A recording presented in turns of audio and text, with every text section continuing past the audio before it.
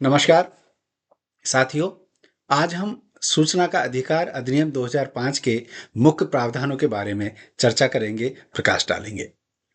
अगर इस अधिनियम के ऐतिहासिक पृष्ठभूमि की बात करें तो गीता के चौथे अध्याय में भगवान श्री कृष्ण ने कहा था, कर्म की गति जाननी चाहिए, अकर्म की गति जाननी चाहिए, विकर्म की गति भी जाननी चाहिए, क्योंकि कर्म की गति बहुत गहन होती है। इस अधिनियम को इस देश में पारित होने के बाद नागरिक अधिकार के रूप में इसका उपयोग कर रहे हैं, फायदा उठा रहे हैं और लोकतंत्र एक तरह से मजबूत होता जा रहा है। सूचना के अधिकार अधिनियम के कुछ फैक्ट्स के बारे में जानते हैं। 23 दिसंबर 2004 को यह अधिनियम लोकसभा में पेश हुआ। 11 मई 2005 को लोकसभा ने पारित किया। 12 मई 2005 को राज्यसभा ने पारित किया। 15 जून 2005 को राष्ट्रपति महोदय ने इस पर स्वीकृति प्रदान की, अपने हस्ताक्षर किए और 21 जून 2005 को गजट नोटिफिकेशन होने के बाद यह अधिनियम 12 अक्टूबर 2005 से संपूर्ण देश में लागू है। इसके मुख्य प्रावधानों के बारे में बात करेंगे। Guiding principle of this act कहता है कि वो सारी सूचनाएं जो संसद और राज्य विधानमंडल के पटल पर रखी जा सकती हैं, वो सूचनाएं आम नागरिक को भी मुहैया कराई जानी चाहिए, उपलब्ध कराई जानी चाहिए। ये इसका गाइडिंग प्रिंसिपल है। इस एक्ट के एम्बिट की बात करें, इस एक्ट की परिधि कितनी व्यापक है। इसमें संसद, राज्य विधानमंडल, हाई कोर्ट, सुप्रीम कोर्ट, सारे एडमिनिस्ट्रेटिव कोर्ट्स, आपके सारे कॉन्स्टिट्यूशनल बॉडीज, चाहे इलेक्शन कमीशन हो, यूपीएससी हो, आरपीएससी हो, स्टेट कमीशंस हो, चाहे आपका सी एंड एजी हो, ये सब इस एक्ट की परिधि में शामिल हैं। क्या शामिल नहीं है? जो संस्थाएं घरेलू रूप से काम कर रही हैं या विदेशी संस्थाएं जो हमारे देश में काम कर रही हैं, वो शामिल नहीं है। अन्यथा सारी संस्थाएं जो इस देश में कार्यरत हैं इस एक्ट की परिधि में शामिल हैं। सेक्शन के बारे में बात करें तो इस एक्ट में 6 चैप्टर हैं, 31 सेक्शंस हैं और 2 अनुसूचियां हैं। महत्वपूर्ण सेक्शंस के बारे में हम जानकारी प्राप्त करेंगे, डिस्कस करेंगे। सेक्शन 2 एच कहता है, पब्लिक अथॉरिटी शब्द का एक्ट इस्तेमाल करता है। पब्लिक अथॉरिटी का मतलब है सारे संगठन। पब्लिक अथॉरिटी कैसे बनती है? कोई भी संगठन जो संसद के अधिनियम से बना हो, राज्य विधानमंडल में बनाया हो, संसद के लॉ से बना हो, राज्य विधानमंडल के लॉ से बना हो, कोई सरकारी आदेश से बना हो या किसी नोटिफिकेशन के माध्यम से किसी भी संगठन का अगर गठन किया गया है तो वो सब पब्लिक अथॉरिटी की श्रेणी में शामिल होते हैं। इसके साथ साथ वो संस्थाएं जो प्रत्यक्ष और अप्रत्यक्ष रूप से सरकारी सहायता से संचालित हैं, वो संगठन भी, वो संस्थाएं भी इस पब्लिक अथॉरिटी की श्रेणी में शामिल होती हैं। आगे चलते हैं। सेक्शन 2F की बात करें तो सूचना क्या है? सूचना को परिभाषित करते हुए एक्ट कहता है कि any material in any form, any document in any form called information. सारे कागजात जो एक पब्लिक अथॉरिटी संधारित करती है वो सब इस सूचना की परिभाषा में शामिल हैं। सारे डॉक्यूमेंट्स, आपके memos, notices, contracts, log books, आपके जितने प्रकार की कागजात आपके यहाँ पब्लिक अथॉरिटी संधारित करती है वो सूचना की परिभाषा में शामिल है। साथ ही इलेक्ट्रॉनिक माध्यम से उत्पादित सारी सामग्री जो एक पब्लिक अथॉरिटी के डोमेन में है वो भी इस इंफॉर्मेशन की श्रेणी में शामिल है। आगे चलते हैं। नागरिक का क्या अधिकार है? नागरिक का अधिकार है सूचना प्राप्त करना। साथ ही सेक्शन 2J कहता है कि कोई भी नागरिक किसी भी काम का निरीक्षण कर सकता है, डॉक्यूमेंट्स का निरीक्षण कर सकता है, he can inspect any record, documents और वर्क। और साथ ही साथ इंस्पेक्शन के साथ साथ अगर उसे लगता है कि मेरे लिए कुछ महत्वपूर्ण जानकारी है तो उसके नोट्स ले सकता है, उद्धरण ले सकता है और अपने हैंडराइटिंग में वो अपने स्तर पर इन सारी जानकारियों को प्राप्त करने का अधिकार रखता है। सेक्शन 3 की बात करें तो सेक्शन 3 कहता है कि कौन सूचना प्राप्त कर सकता है। नागरिक की परिभाषा को एक्ट कहता है कि कोई भी भारत का नागरिक सूचना प्राप्त करने का अधिकारी है। Any citizen of India can access information. There is no discrimination on the basis of race, caste, color, gender. कोई भारत का नागरिक सूचना प्राप्त करने का अधिकारी है। सेक्शन 4 की बात करें तो सेक्शन 4 कहता है कि प्रत्येक लोक प्राधिकरण, एवरी पब्लिक अथॉरिटी, एक्ट में वर्णित 17 बिंदुओं की सूचना स्वैच्छिक रूप से प्रकट करेंगे। कैसे प्रकट करेंगे साहब? अपनी वेबसाइट के माध्यम से प्रकट करेंगे, अपने नोटिस बोर्ड के माध्यम से प्रकट करेंगे, कोई आप पैम्पलेट छपवा लें, लेकिन इन 17 बिंदुओं की सूचना जो एक्ट में वर्णित है वो आपको स्वैच्छिक रूप से प्रकट करनी पड़ेगी।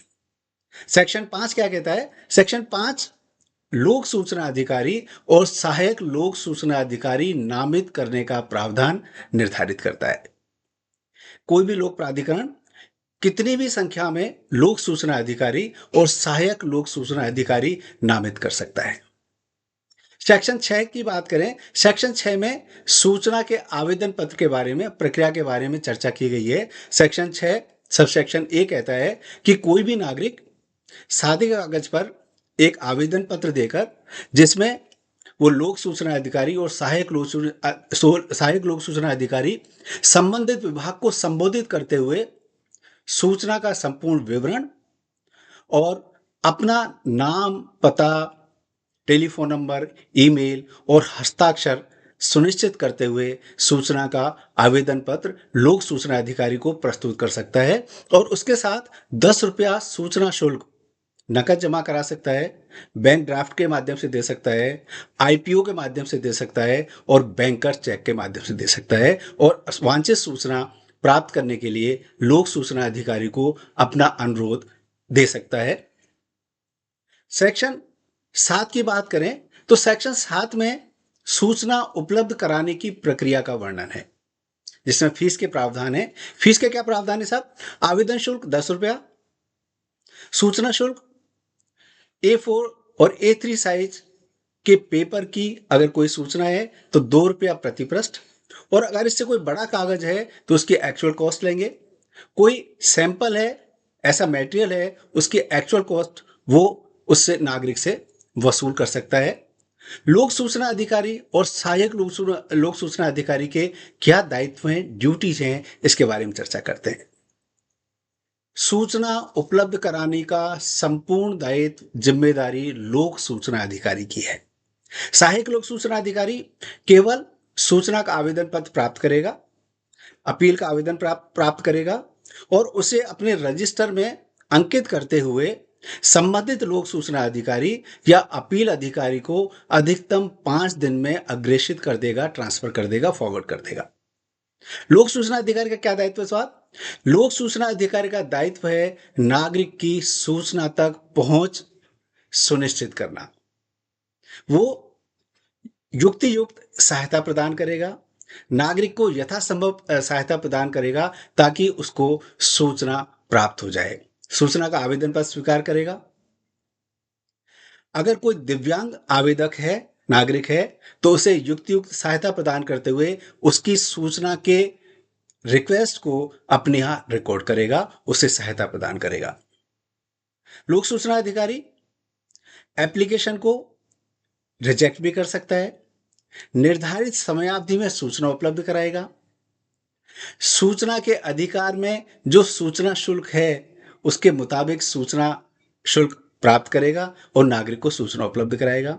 अगर रिजेक्शन ऑफ एप्लीकेशन करता है तो लोक सूचना अधिकारी को एक्ट में वर्णित सेक्शन 8, 9 और 11 और 24, जिसकी चर्चा हम करेंगे, जो प्रतिबंधित सूचनाएं हैं उपलब्ध नहीं कराई जा सकती, उनके कारणों का उल्लेख करते हुए लोक सूचना अधिकारी नागरिक के आवेदन पत्र को निरस्त कर सकता है। साथ ही उसे लिखित में नागरिक को इन सब कारणों को बताते हुए विभागीय अपील अधिकारी का नाम, पता, एड्रेस, टेलीफोन नंबर और ये वर्णित करना पड़ेगा कि अगर आप मेरे निर्णय से संतुष्ट नहीं हैं, तो अगले 30 दिन में विभागीय अपील अधिकारी जिनका नाम, पता, टेलीफोन नंबर, कार्यालय का पता निम्नांकित है, आप अपील में जा सकते हैं। दूसरा, लोक सूचना अधिकारी सूचना उपलब्ध कराने के लिए जिम्मेदार है, उत्तरदायी है। लेकिन लोक सूचना अधिकारी वही सूचना उपलब्ध कराएगा जो उसके पब्लिक अथॉरिटी के डोमेन में है या स्वामित्व में है। कोई ऐसी सूचना जो छांट के देनी पड़े, बना के देनी पड़े, कंपाइल करके देनी पड़े, कोई हाइपोथेटिकल क्वेश्चंस हो, ऐसी अगर कोई सूचना है, या किसी सूचना का विवेचन करना पड़े, या कोई क्वेश्चन फॉर्म में सूचना मांगता है, तो इन सब सूचनाओं को देने के लिए लोक सूचना अधिकारी बाध्य नहीं है। साथ ही कोई ऐसी सूचना जो किसी व्यक्ति की सूचना हो सकती है और उसकी व्यक्तिगत एकांतता में हस्तक्षेप कर दे, उसकी प्राइवेसी में इंटरफेरेंस हो जाए, वो सूचना उपलब्ध कराने से भी मना कर सकता है अगर ये लार्जर पब्लिक इंटरेस्ट में नहीं है। साथ ही अगर कोई ऐसी सूचना है जो तृतीय पक्षकार से संबंधित है, थर्ड पार्टी इंफॉर्मेशन है और थर्ड पार्टी ने उसे गोपनीय घोषित कर रखा है, तो ऐसी सूचना उपलब्ध कराने से पहले भी लोक सूचना अधिकारी को स्वविवेक का इस्तेमाल करना चाहिए। आगे चलते हैं सेक्शन 8 के बारे में। सेक्शन 8 सबसेक्शन ए और सबसेक्शन ए से जे, ये 8 सेक्शन बहुत महत्वपूर्ण है। इसमें उन सूचनाओं का वर्णन किया गया है जो प्रतिबंधित श्रेणी की है, लेकिन लास्ट में ये कहते हैं अगर ये सारी सूचनाएं लार्जर पब्लिक इंटरेस्ट में हैं तो लोक सूचना अधिकारी को उपलब्ध कराई जानी चाहिए। आगे चलते हैं थर्ड पार्टी इंफॉर्मेशन, तीसरा पक्षकार। सेक्शन 11 ए और सबसेक्शन 4 ये कहता है कि थर्ड पार्टी के दो रूप हैं, इंडिविजुअल और ऑर्गेनाइजेशन। किसी व्यक्ति की सूचना किसी पब्लिक अथॉरिटी के पास हो सकती है, साथ ही किसी ऑर्गेनाइजेशन की सूचना भी पब्लिक अथॉरिटी के पास हो सकती है। ऐसी स्थिति में अगर कोई ऐसा आवेदन आता है तो लोक सूचना अधिकारी उस आवेदन का निस्तारण करने से पहले यह सुनिश्चित करेगा कि ये थर्ड पार्टी के पक्ष को लिखित में और मौखिक रूप में जानने के लिए आवेदन पत्र प्राप्त होने के अगले 5 दिन में तृतीय पक्षकार को एक चिट्ठी लिखेगा, पत्र लिखेगा और अगले 10 दिन में उसे अपना पक्ष प्रस्तुत करने के लिए आमंत्रित करेगा। तृतीय पक्षकार का जो भी निर्णय होगा, मत होगा, उसके अनुसार लोक सूचना अधिकारी सूचना उपलब्ध कराने या ना कराने का फैसला करेगा। सूचना उपलब्ध कराने की क्या समय सीमा है साहब? इसकी अगर बात करें तो सामान्य प्रकृति की सूचना लोक सूचना अधिकारी को 30 दिन में उपलब्ध करा दी जानी चाहिए। लाइफ और लिबर्टी की सूचना 48 घंटे में। अगर कोई आवेदन पत्र सहायक लोक सूचना अधिकारी को दिया जाता है तो ऐसी स्थिति में 35 दिन, और कोई थर्ड पार्टी इंफॉर्मेशन होती है तो उसे 40 दिन में उपलब्ध कराने की जिम्मेदारी लोक सूचना अधिकारी की है। अगर आवेदक लोक सूचना अधिकारी के निर्णय से संतुष्ट नहीं हो तो लोक सूचना अधिकारी के निर्णय को ध्यान में रखकर प्राप्त करने के बाद अगले 30 दिन में विभागीय अपील अधिकारी, जो लोक सूचना अधिकारी से इमीडिएट सीनियर ऑफिसर होता है, उसके यहां अपील में जा सकता है। आवेदक कब अपील में जाएगा? अगर लोक सूचना अधिकारी आवेदन पत्र को स्वीकार करने से मना कर दे, जानबूझ के सूचना उपलब्ध कराने से मना कर दे, वांछित चाही गई सूचना को नष्ट कर दे, जानबूझकर इनकरेक्ट, इनकम्प्लीट और मिसलीडिंग इंफॉर्मेशन दे और सूचना उपलब्ध कराने में बाधा उत्पन्न करे, इन सब ग्राउंड्स को लेके आवेदक अगले 30 दिन में विभागीय अपील अधिकारी के यहां अपील में जा सकता है। एक्ट में अपील के 2 स्तर हैं। पहला विभागीय अपील अधिकारी, सेक्शन 19 कहता है कि अपील में जाने का अधिकार आवेदक को एक्ट देता है। फर्स्ट अपील आपके विभागीय अपील अधिकारी हैं। अगर विभागीय अपील अधिकारी के निर्णय से भी नागरिक संतुष्ट नहीं होता है तो अगले 90 दिन में अपील का द्वितीय स्तर जो राज्य सूचना आयोग और केंद्रीय सूचना आयोग हो सकता है, अगले 90 दिन में अपील दायर कर सकता है। विभागीय अपील अधिकारी अपील प्राप्त होने के अगले 30 दिन में उस अपील का निस्तारण करने के लिए बाध्य है। उसे 30 दिन में उस अपील का निस्तारण करना ही पड़ेगा। वो 15 दिन और ले सकता है, लेकिन अपील के निर्णय में उन कारणों का उल्लेख करना पड़ेगा। राज्य सूचना आयोग और केंद्रीय सूचना आयोग अपील के निस्तारण में किसी प्रकार की समय सीमा से बंधा हुआ नहीं है।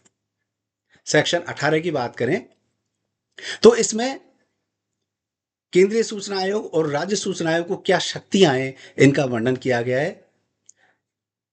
केंद्रीय सूचना आयोग और राज्य सूचना आयोग को सिविल जुडिशियल पावर है। वो किसी व्यक्ति को सम्मन कर सकता है, किसी डॉक्यूमेंट्स को मंगा के निरीक्षण कर सकता है, पेनल्टी इंपोज कर सकता है, अपील को रिजेक्ट कर सकता है, नागरिक को कंपनसेशन दिला सकता है, और ये सारे निर्णय सभी पक्षों पर बाध्यकारी हैं। सेक्शन 20 पेनल्टी प्रोविजन से संबंधित है। अगर राज्य सूचना आयोग और केंद्रीय सूचना आयोग को ये लगता है कि अपील अधिकारी के साथ लोक सूचना अधिकारी पीआईओ ने जानबूझकर सूचना उपलब्ध कराने में देरी की है, सूचना को नष्ट कर दिया है, सूचना को उपलब्ध कराने में बाधा उत्पन्न की है, या जानबूझकर इनकम्प्लीट, इनकरेक्ट और मिसलीडिंग इंफॉर्मेशन दी है, या आवेदक से अधिक शुल्क वसूल लिया है, इन सब ग्राउंड के ऊपर राज्य सूचना आयोग या केंद्रीय सूचना आयोग लोक सूचना अधिकारी पर पेनल्टी लगा सकता है।